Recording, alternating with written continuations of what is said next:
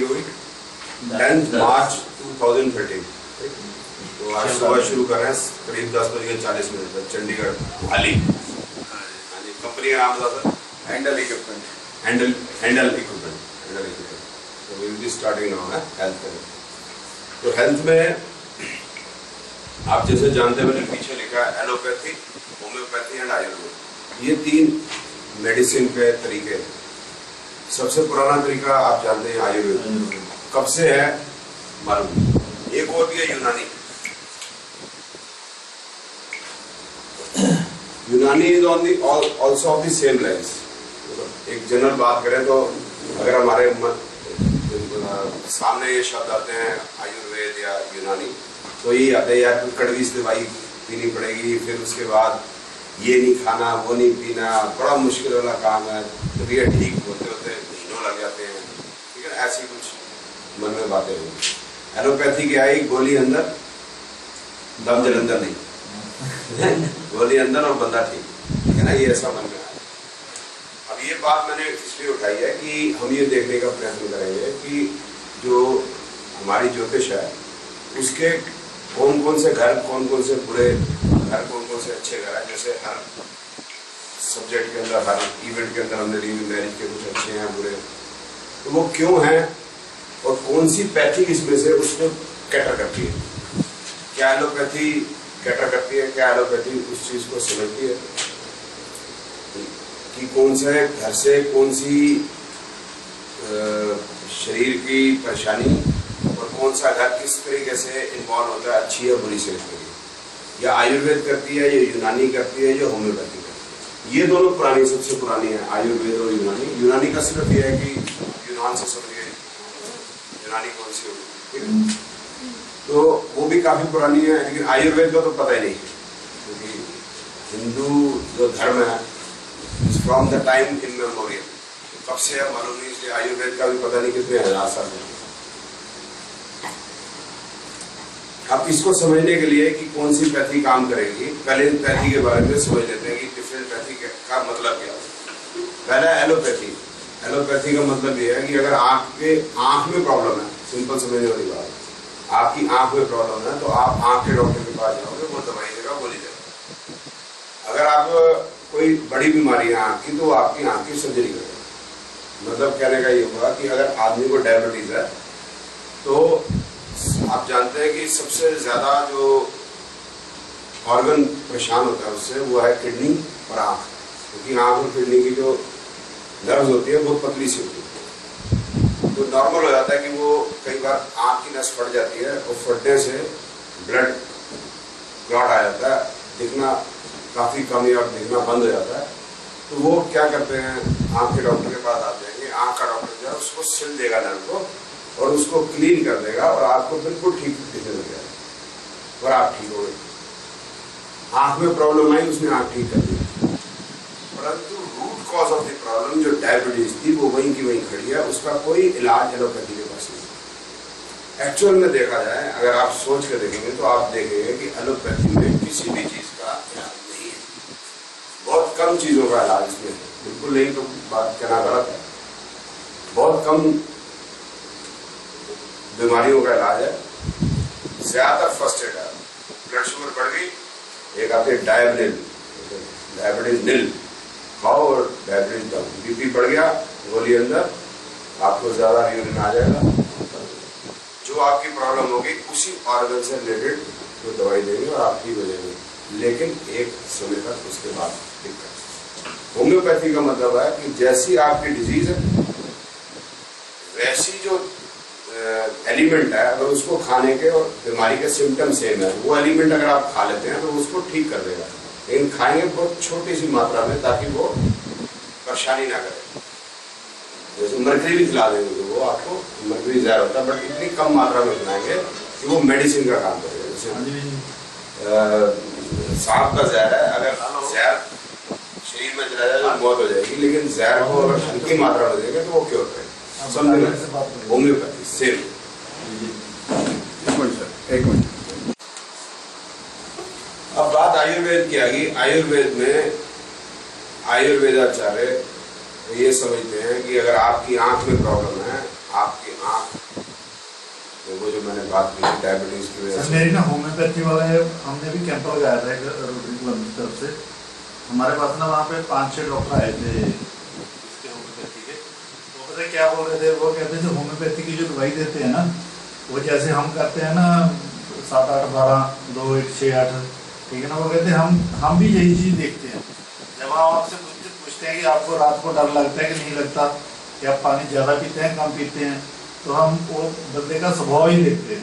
तो भाई मैं भी वही बात कहते हैं उसी हिसाब से जैसे सांप का जहर है या जैसे एक अमूमन बात है जैसे मलेरिया एग्जाम्पल है, तो आप जानते हैं शिवरिंग होती है।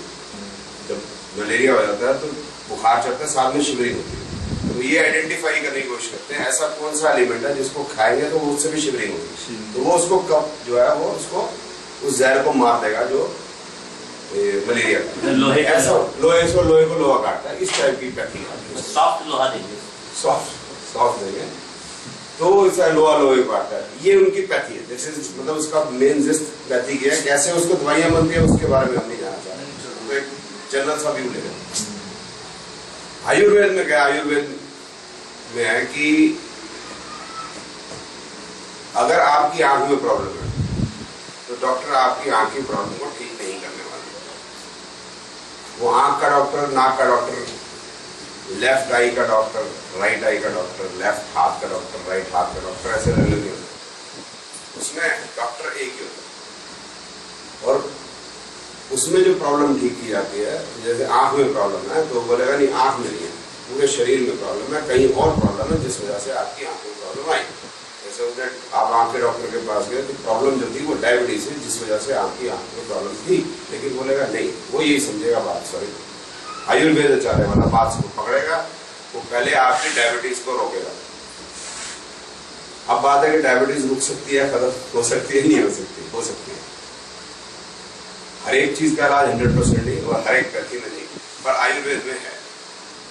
आयुर्वेद में इन जनरल एलोपैथी से ज्यादा बीमारियों के इलाज है, लेकिन आजकल के समय के अंदर वही जो मैंने शुरू में बात की आपको कि आयुर्वेद की बात आते ही बोलेगी क्या कड़वी दवाई होगी, ये ना खाओ वो ना खाओ, ऐसा करना पड़ेगा। लेकिन आप खुद ही सोच के देखें, अगर आपका गला खराब है तो आपने जरूरी बात है कि आपने आइसक्रीम कोल्ड ड्रिंक ठंडी पीनी है, हिम्मत की हो, चाहे एलोपैथी हो चाहे आयुर्वेद, तो अपने आप को आप डिसिप्लिन रखेंगे तो शरीर डिसिप्लिन रहेगा, ठीक रहेगी। अब आयुर्वेद का मेन मर्म क्या है, वो होलिस्टिक हीलिंग है, पूरे शरीर को ठीक करेंगे। डॉक्टर साहब बैठे हैं, मेरी बातें गलत हो तो मेरे को कि पूरे शरीर को ठीक करेंगे। अगर ब्लड में प्रॉब्लम है तो पूरे शरीर में प्रॉब्लम है, आंख में प्रॉब्लम है तो पूरे शरीर को ठीक करेंगे, टांग में प्रॉब्लम है पूरे शरीर को ठीक करेंगे। होलिस्टिक हीलिंग, जो आपको दिक्कत आंख में है वो कहीं और से ओरिजिनेट हुई है तो उसको ठीक करना ज्यादा जरूरी है। ये मेरी बात, जड़ से कंप्लीट सिस्टम ठीक होगा। मशीन में ये नहीं है, इंजीनियर साहब बैठे हैं, मशीन में ये है कि अगर आपकी कार के एक पुर्जा नहीं चलता तो पूरी गाड़ी रुकेगी, पंप नहीं रहता, पेट्रोल नहीं जाएगा, गाड़ी कहां चलेगी। तो इसी तरीके से शरीर है कि हर ऑर्गन परफेक्टली सिंक्रोनाइज वे से चलना चाहिए, ऐसा आयुर्वेद और यूनानी पद्धति समझती है। अब उस पद्धति के बारे में जरा सा 15-20 मिनट लगाना जरूरी है, शायद आधा घंटा लगे। उसका समझने से हमें ये पता चल जाएगा कि कौन से हाउसेज जो ज्योतिष में है वो कॉम्प्लीमेंट्री हैं आयुर्वेद से, वो एलोपैथी से कॉम्प्लीमेंट्री नहीं है, बिल्कुल कॉम्प्लीमेंट्री नहीं, और वो आयुर्वेद से और यूनानी से कॉम्प्लीमेंट्री है। वो मैं आपको डिस्क्राइब करूंगा हाउ इट इज।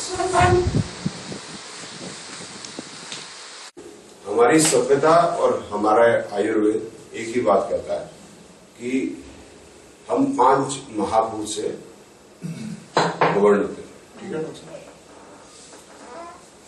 अब ये 5 एलिमेंट्स ऑफ लाइफ है, तो पहला अर्थ, दूसरा वाटर, फायर, एयर और ईथर, यही भगवान है। भूमि, गगन, वायु, अग्नि, नील, वही भगवान। अब इसका क्या मतलब है, पहले ये समझ लेते हैं अर्थ का मतलब क्या है। और आयुर्वेद इसी पे डिपेंड करती है कि 5 एलिमेंट्स जो बॉडी के हैं वो जब बैलेंस में होंगे तो हमारा शरीर ठीक रहेगा। जरा सा बैलेंस आउट होगा तो गड़बड़ होगी। ये सिर्फ आयुर्वेद की बात ही नहीं है, सिर्फ हमारे शरीर की बात नहीं है, पूरे जो यूनिवर्स है, पूरा जो विश्व है, वो भी आयुर्वेद से ही, इसी 5 एलिमेंट से ही गवर्न होता है। जरा सी एक एलिमेंट बिगड़ेगा और ये चीज मौसम को भी बिगाड़ती है, यही चीज जो बिल्डिंग है उसको भी बिगाड़ती है, यही चीज शरीर को भी बिगाड़ती है। अभी हम इसको समझेंगे। पहले तो अर्थ समझते हैं। What is earth? अर्थ तो बड़ा इजी है समझना कि जैसे एक बिल्डिंग है, बिल्डिंग में अर्थ वाली एलिमेंट्स कौन सी हैं? बजरी, रोड़ी, सीमेंट, बदरपुर, सरिया। अब इसमें क्या है? सरिया के अंदर वजन है, रोड़ी के अंदर क्या है? वजन है, पत्थर के अंदर वजन है, ईंट के अंदर वजन है, और इनका आकार है, देयर इज अ शेप। तो इसके अंदर क्या होगा? अर्थ का कोई भी एलिमेंट होगा, उसके अंदर शेप होगी, उसका वेट होगा, और वो स्टेबिलिटी दे सकता है। ईंट के ऊपर ईंट रखे जाएंगे और उसको अगर हम जोड़ देंगे, जोड़ने के बाद में बताऊंगा आपको जुड़ेगा कैसे। तो ईंट जो है स्टेबिलिटी देगी, सरिया जो स्टेबिलिटी देगी। ये जो चीजें मैंने बताई हैं, इनके अंदर शेप है, वेट है और स्टेबिलिटी है। तो ये सभी चीजें जो है ये अर्थ की। अब हमारे शरीर में अर्थ वाली कौन सी आइटम है? जो जिसके अंदर आकार भी है, और जो इसके अंदर वेट भी है, और जिसके अंदर शेप भी है, और जो हमारी जो बॉडी है उसको उसका वजन लेता है। अब ये जो सरिया वगैरह है, ये क्या करेंगे? वजन ले, पूरी बिल्डिंग का वजन लेंगे, जो स्टेबिलिटी देता है। This are bones. बोन्स की शेप है, वजन है, स्टेबिलिटी देते हैं। अगर बोन निकल जाएगी तो हम बिल्कुल ऐसे बोरी जैसे हो जाएंगे। ठीक है? आकार हमारा जो है वो बोन्स की वजह से। ठीक है? अब जुड़ेगा कैसे? ठीक है, वो वाटर से जुड़ेगा। सरिया, रोड़ी, सीमेंट, बदरपुर सबको जोड़ने का काम वाटर करता है। वाटर जो है उसका किस प्रकार से उसको आइडेंटिफाई करेंगे, वाटरी चीज को? एक तो उसके अंदर वेट होगा, उसके अंदर शेप नहीं होगी, देयर इज नो शेप। गिलास में पानी डालोगे तो वो गिलास जैसा होगा, कप में डालोगे कप जैसा। और क्या वो स्टेबिलिटी दे सकता है? पानी स्टेबिलिटी भी नहीं दे सकता, क्योंकि वो खुद ही मूव करता है, खड़ा ही नहीं रह सकता, स्टेबिलिटी नहीं दे सकता। लेकिन उसके अंदर वजन है और मूवमेंट है, तो वेट है और मूवमेंट है। कोई भी लिक्विड, ठीक है, उसके अंदर वेट भी है और उसके अंदर मूवमेंट भी है। और इन दोनों को इकट्ठा कर देंगे जब हम, तो ये हो जाता है कफ।